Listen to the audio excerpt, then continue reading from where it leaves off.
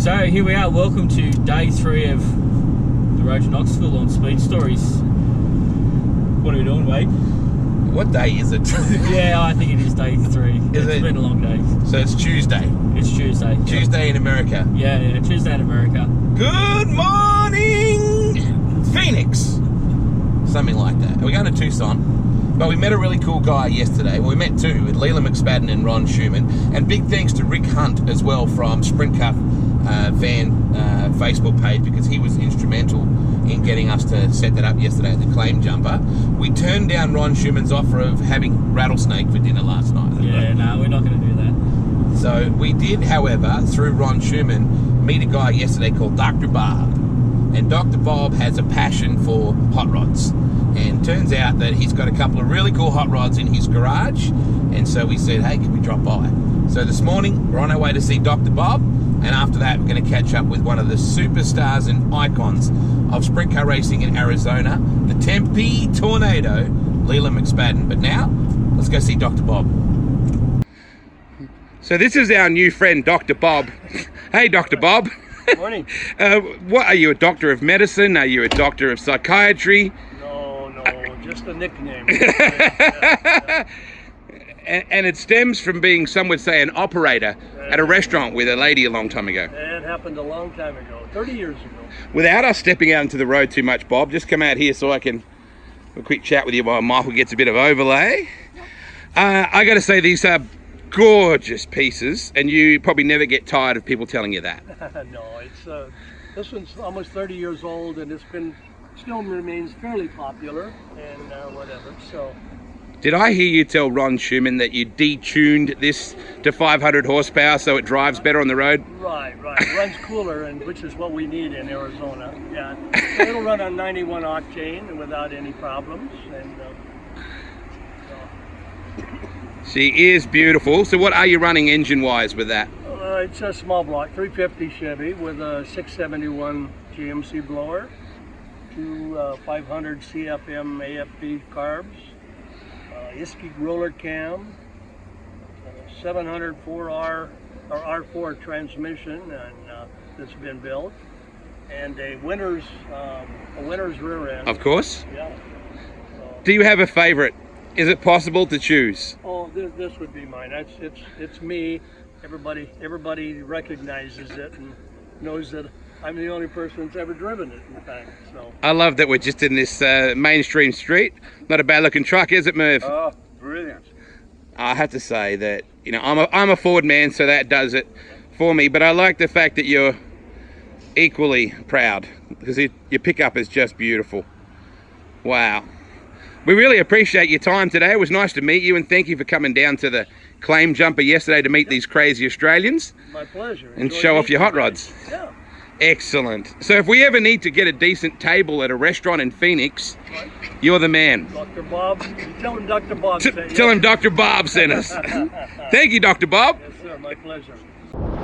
No more excuses. No more maybes. No more putting it off. This is the year. Be there. Sprint Car's greatest week. The 59th annual NOS Energy Drink Knoxville Nationals, August 7th through 10th. Buy your tickets now at KnoxvilleRaceway.com and check it off your bucket list.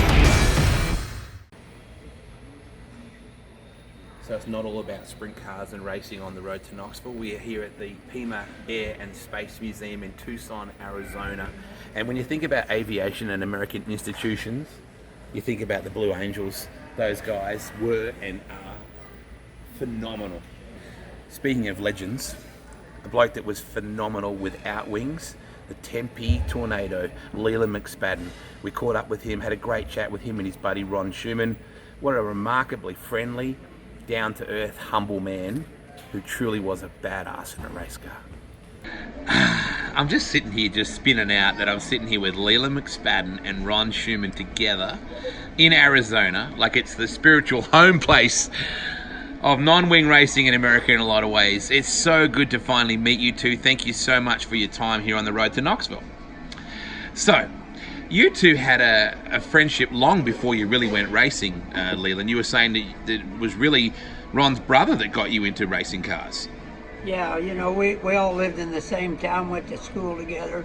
Ronnie was about 4 or 5 years behind us, but Billy and I ran around together, and Billy bought an old super modified and kind of talked me into going and helping him work on it and wrench it while he was driving it.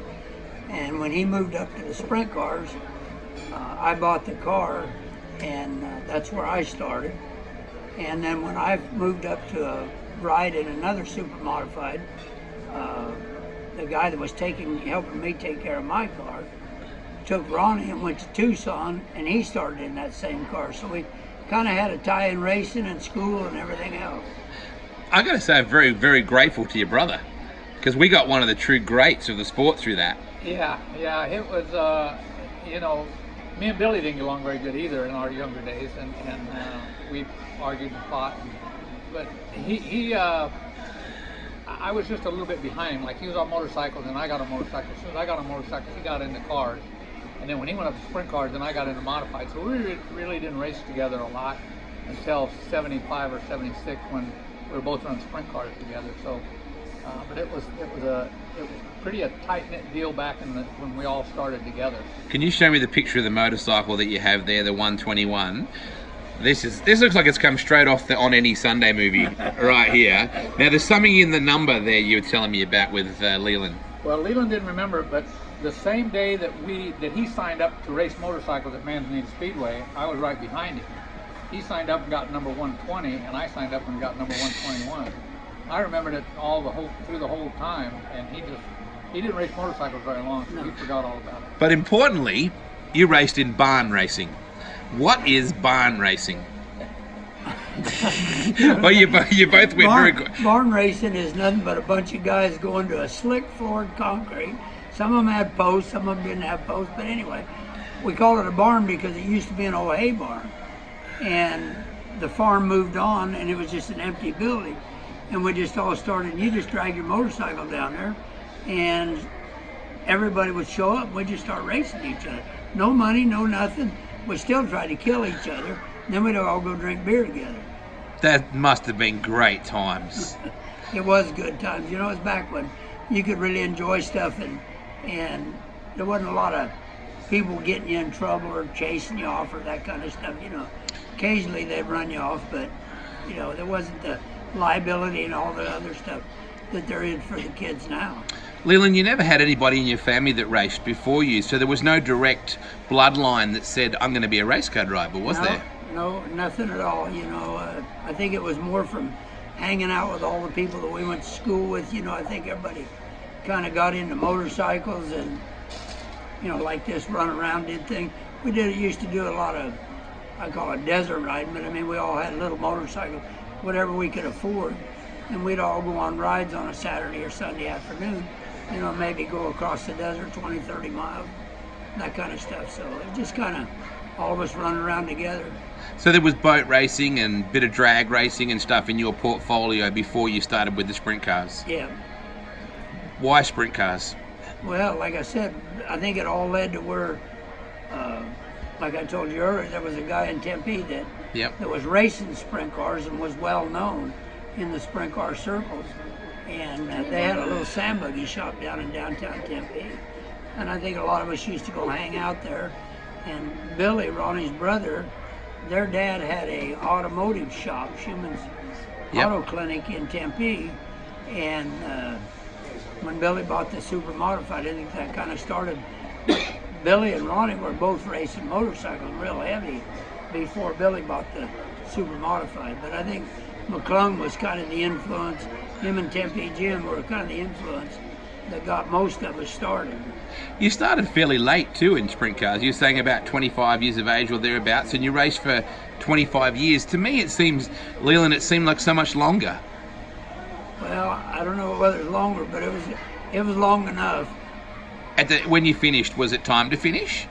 I actually quit to do some other stuff, some pavement racing with the trucks.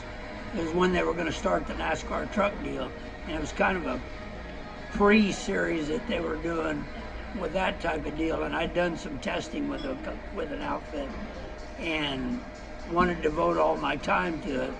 Well, the team that I was doing the testing with had folded right after the car. So that was kind of it. And then I didn't want to come back and do dirt racing. I'd kind of promised my wife that if I ever quit, I wouldn't come back. And so I kind of had to honor that deal, and it was time. And you also said to me too that, you know, your focus was on your family. You know, you could have raced full time if you wanted to quit your job and go out on the road, but you wanted to be around your kids and your wife. Well, you know, like I said, by starting late, by the time I got where people were hiring me, you know, and you were a hired person, my kids were of age that I didn't want to be on the road with kids living out of a motor. And back then, you didn't have motorhomes, you had vans. Yeah. And pickups and that kind of stuff. It was a lot different kind of racing back then. Leland, when you started racing, you know, back in the day and with that modified, did you ever dream that you'd be travelling to places like Australia and, you know, racing on the other side of the world and eking out a pretty good life for yourself? Did that ever occur to you early, or was it just like, I'm just going to race the next race? No, we just ran, you know, basically started out just a local deal, and then you'd get a call to drive for somebody else. I think Stanton kind of started the factory car thing, or whatever you want to call it, and I was on the infamous deal of him starting that whole mess. And we ran at Manzanita in '77, and about 2/3 of the way, halfway through the season, we got in a feud with the local association, and him and I decided to go start running, hitting the road, and that's basically how we kind of branched out and got started. Over the years, you've ran so many different genres of the sport, Leland, you know, with midget racing, with wing sprint, with non-wing sprint, with Silver Crown cars, you know, pavement stuff as well. Is there a favourite genre for you? Is there a part that you enjoyed more than anything else? I liked all of it, but I think the sprint car non-wing was what I enjoyed the most, and I think that's what I did the most. That's what I started in here locally, and I think it just kind of carried over through. I always felt like I had more of an advantage with that kind of racing. And it's fair to say, Leland, that the non-wing sprint stuff could get you in a bit of trouble. Like, out of all the forms of oval track racing, you can unload pretty big in a non-wing sprint. Like, it's ragged edge stuff. Yeah, well, when they tip over, they usually tip over a little harder than the wing stuff does. You don't have that cushion on the first hit. Knoxville Raceway, can I ask you about your time there? I only ran about 5 races at Knoxville through my career. We went there in '77. We actually went back east and ran a series of outlaw races that they're running in the local tracks there. Ran against Wolfgang, some of the other ones, and flipped the car out of the ballpark in Kansas City the week before the Nationals. Went to Nance's shop, and we put a front half on the car, rebuilt the car, went to Knoxville, qualified for the race, started 13th and ran second to Wolfgang the first year that Wolfie won the race. So pretty good memories, some of the good memories, some of the bad memories. Ron, how would you think that people, you know, would remember and respect Leland? Like, how do people regard him as a racer yourself, and someone who's been a friend of his for, well, probably 30, 40 years? Well, he's way, way, way more exciting to watch than what I was. I was always pretty calm. Leland, I mean, they didn't call me the tornado, they called him the tornado. So, you know, these guys had, Billy and Leland, they both had jobs during the week, so they made their money Monday through Friday. And then they were having fun on Friday and Saturday, so they may crash or they may win, and I was more into, if I don't finish, I don't make no money. So I was more of a finisher, but I still won some pretty good races, so it wasn't like I was just laid back all the time. Yes, the tornado. We used to say Ronnie counted his money as he was taking the checkered flag. But seriously, you know, this guy was a calculated racer, and you can ask anybody, when they put up the big money, he was always there. He always figured out how to be there, and he was one of them kind of guys, you didn't really see him coming, but he just kind of all of a sudden he's in the picture.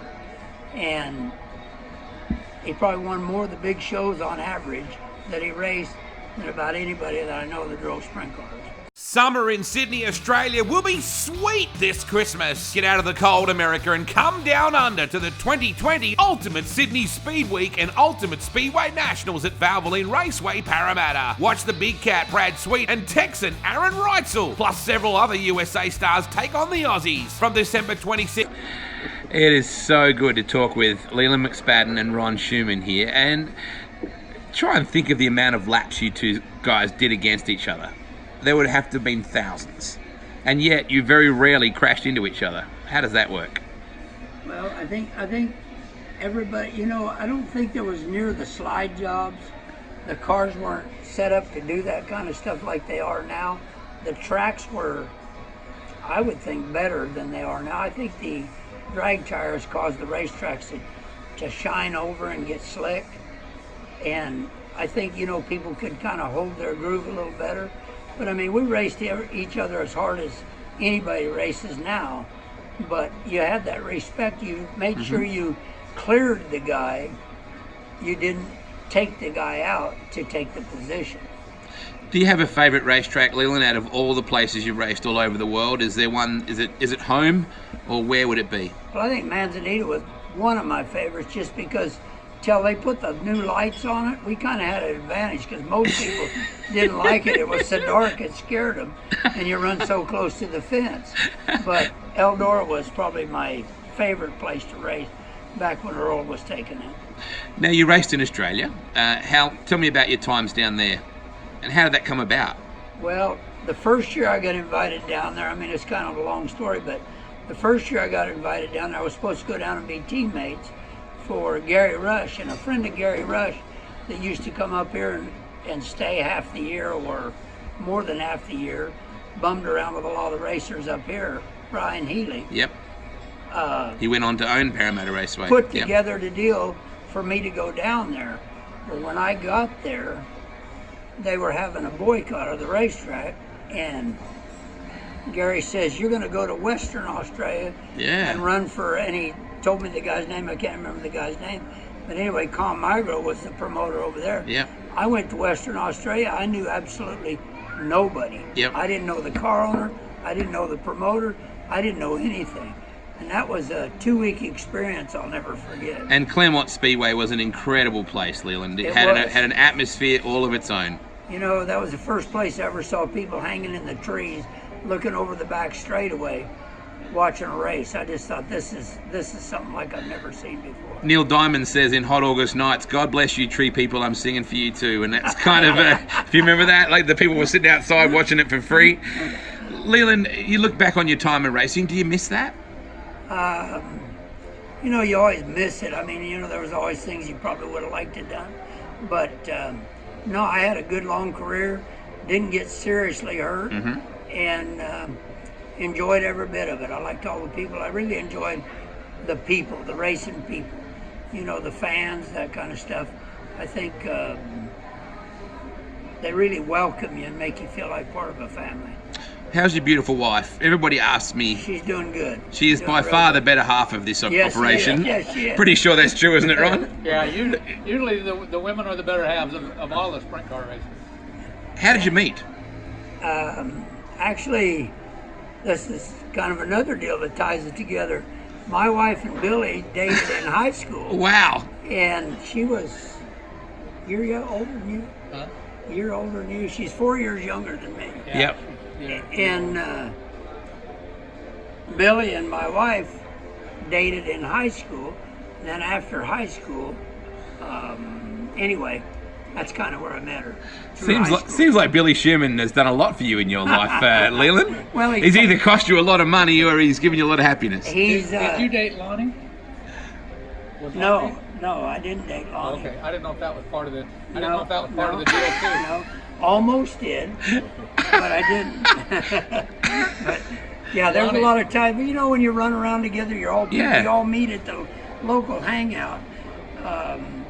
You know, the guys and the girls, I mean, everybody changes places, and it just seemed like that somewhere through all this, Billy and I was tied together. So Arizona, you know, in California, Arizona, Midwest, East Coast.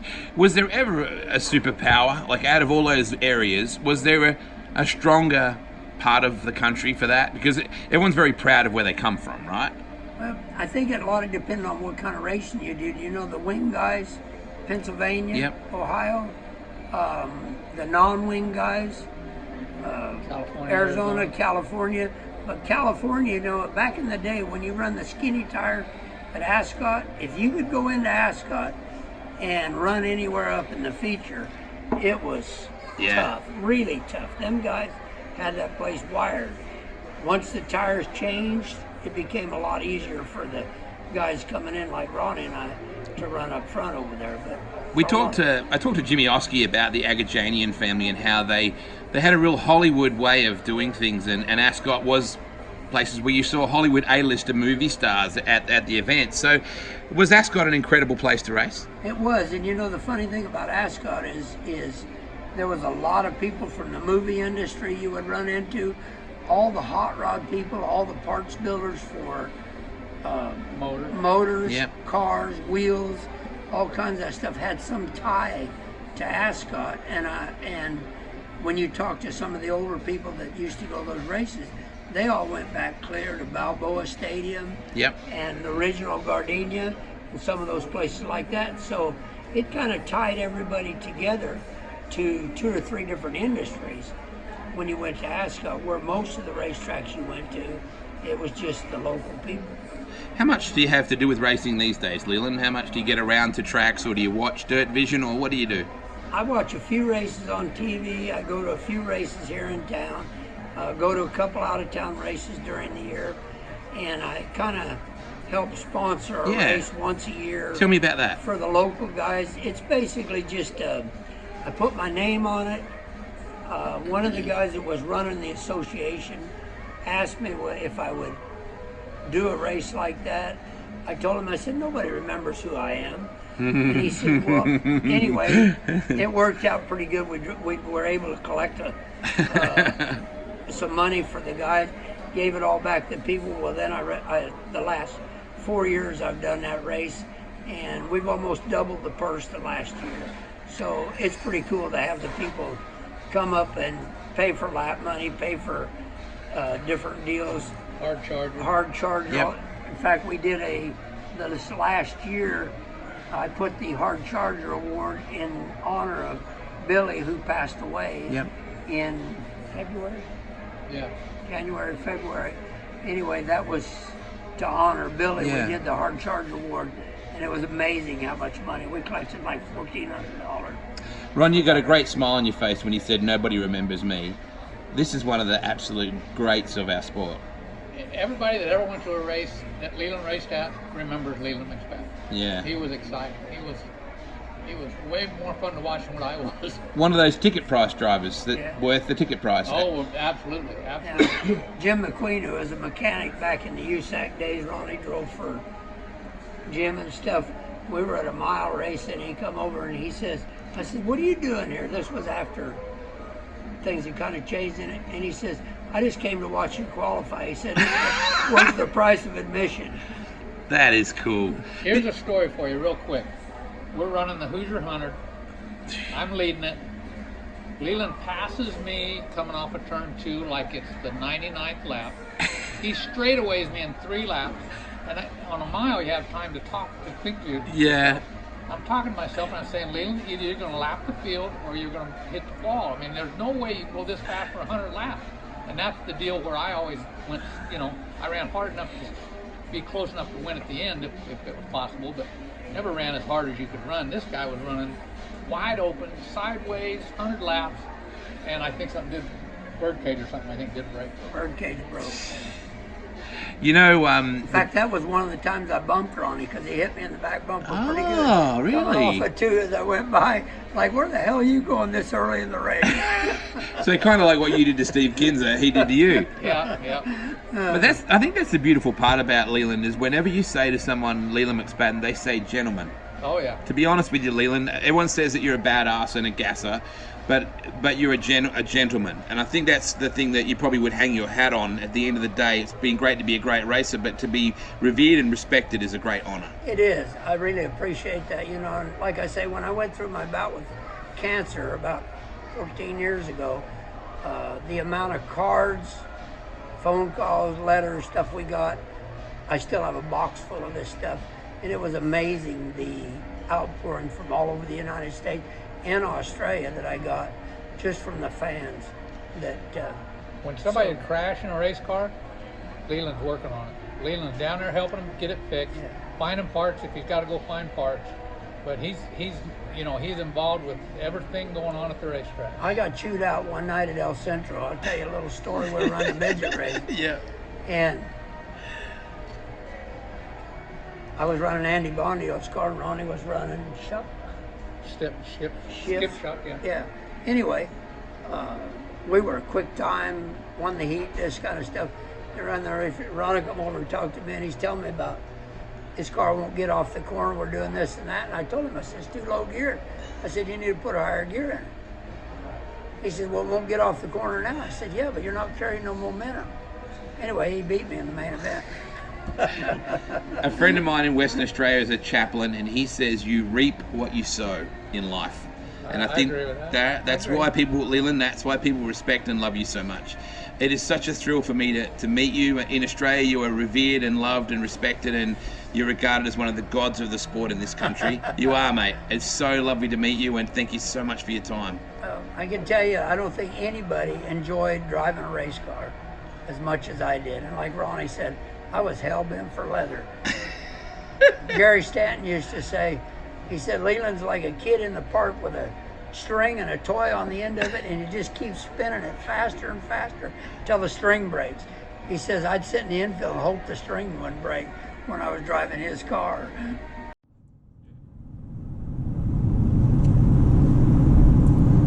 Are you on? Wow. So we just went to the Pima Air and Space Museum in Pima County and in Arizona, and that was amazing. $31 billion worth of planes. What do you think of that, Dad? Oh, it was brilliant. They even had a one Australian aircraft hanging in the hangar. It was the old Vampire. Yeah, right. That was rather interesting. I think that it's not something necessarily that people would, if they're heading to Knoxville, that you would drive to Tucson to do that. But I think you should. I think honestly, whether you're American or Australian or wherever you're from, that tour took about an hour and a half by the time we got on the bus. And you're in air-conditioned comfort the whole time. And that guy Kevin that we just had was a fantastic guide. Like, just told us so many great stories. But inside and then walking outside the actual museum, because you go into the museum, you look inside, then outside you can walk around out amongst the planes, and then get on the bus and go on to the Davis Monathan Air Force Base. Saw a Roadrunner. Roadrunner. They are real. They are real. That's what I was thinking. They're real. I just thought it was the cartoon character. Nothing like the cartoon. No. And coyotes are faster than Roadrunners too. That's what we got told. So I really urge everyone to get on the net, check out Pima Air and Space Museum, and go along to that and take the tour, take the Boneyard tour, because I actually found that really sad, Dad. I felt really emotional looking at all those old planes. You think about all the stories that happened with the crew, the pilots, the people that worked on them, the lives that were saved, the lives that were taken. All of those planes had a story. They did. Probably hundreds of stories. Even the guy, he was a mechanic, even he had a story. So, that's right. It was definitely crazy. So make sure you do that. Check it out. It's not far from, we're about an hour, 2 hours from Phoenix, just not far from Tucson in Arizona, and it's absolutely worth it. Talk about incredible collections. There's an old guy named Harry Delamont. Everyone knows him as Mad Harry. Harry has this incredible collection of Speedway cars and bikes and oil cans and fuel bowsers, and he's got 2 Speedways on his property as well. And he's a remarkable man. He lives in a town called Young in New South Wales. It's the cherry capital of Australia. And I caught up with Mad Harry and checked out Harry's place. I think you're going to like this. Mad Harry Delamont. How long have you been collecting stuff? Not that long, about 6 years since I started. You've collected a fair bit of stuff in 6 years, Harry. Yeah, fair bit of a lot of cars, probably 40 odd cars, and a lot of memorabilia. I'm not fussy what I collect now. It doesn't matter whether it's a doll's pram, a bike, or that. I collect anything going. So what catches your eye? I just like the older stuff, and I believe that the younger people, if someone doesn't keep it, it won't be about. Yeah, that's a fair point. Do you have a favourite? Oh yeah, I think the Brazier car, the Steve No. 1 Lloyd car, he did be probably have the most history in the shed here, outside of Denny Smith's Nance and Yeah. Rob Worthington's Nance. I got 3 Nances. So, Harry, you just mentioned all your favourite cars then being pretty well Australian driving cars, and you've got some iconic American stuff here as well. Oh yeah, well we got to be number 1 driver to me is Denny Smith. He's been so much part of Australia for 20 or 30 years, and he's still an awesome guy and still racing. This is remarkable in here. You've got, Tony Stewart cars, Kinzer cars, Swindell cars, Schatz cars, Danny Smith cars, Rush cars, Sid Moore cars. Everybody's here. When we go into a room where you've got a very nice, pretty well new non-wing Sprint with a very cool name on it of Clawson, that must be a very special car for you. It's a special car. Thanks to Mark Cooper. He brought them out because he did wheels and deals with Tony Stewart. Yep. And of course he knew what I was doing, so he gave me first offer of them, and I bought them. I believe they would like to have the car back to Knoxville, but it's my favourite, so I'll keep it. Yeah, fair enough. But magazines, posters, there's seemingly no end to what you collect, Harry. No, I've got probably 20,000 different magazines and all bits of Speedway, and yeah, well, Speedway's the ultimate in motor racing, and why not? So where did Mad Harry come from, the tag Mad Harry? Oh, it's just to advertise Harry Delamont. Nobody would know it, so I just sort of, as an advertising purpose, just called it Mad Harry's, and no matter where I go, whether it's America or what, they say, "G'day, Mad Harry." So Are you a Mad Harry? Not really. I'm a pretty ordinary old guy. I'm not very good at these interviews, but we'll get there. You're almost out of room, Harry. Yeah, well, I built this shed we're in now, and then I said I'll build another one, and that was okay. I had to cut down a couple of trees. I told Margaret they had white ants in them. That was to enable me to cut them down. I did mention another shed the other day, and they said no way, but we'll see. The 2 racetracks, how often do you drive on the speedways that you've got here? Pretty regularly in the old Commodore sedan, or anything. I got the little Holden one out there. As soon as you leave today, I'll do 30 laps. Why do you have to leave? Why do you have to wait till I leave? Well, we don't want to just show everybody how fast I go. Yeah, fair enough, I guess.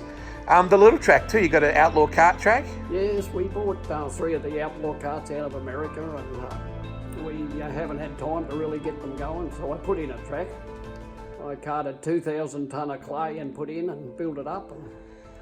Jack had a run around the other day, but I think he had the motor a little lean and she sort of melted the piston, so they'll be back at it shortly again.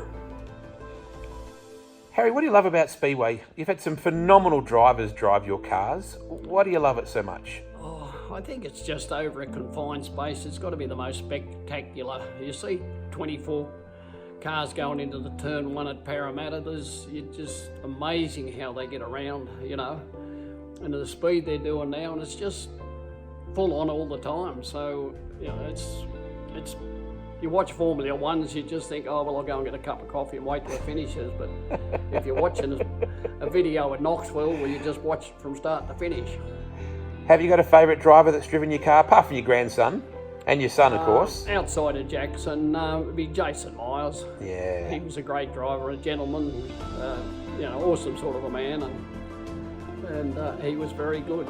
Will we see you back at Knoxville this year, Harry? I don't think so.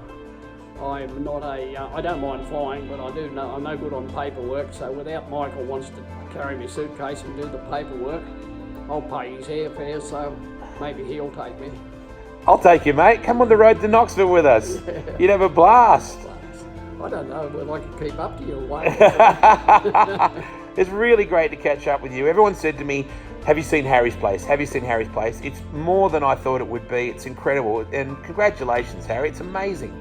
Yeah, I think it's probably outside of the guy down in Tasmania. It's probably the biggest collection of Speedway cars and memorabilia that you'll find anywhere. So it's good. I do it now because Michael's interested. Jack probably will get interested. So when I move on, it's all left to them and never to be sold. So it's very good.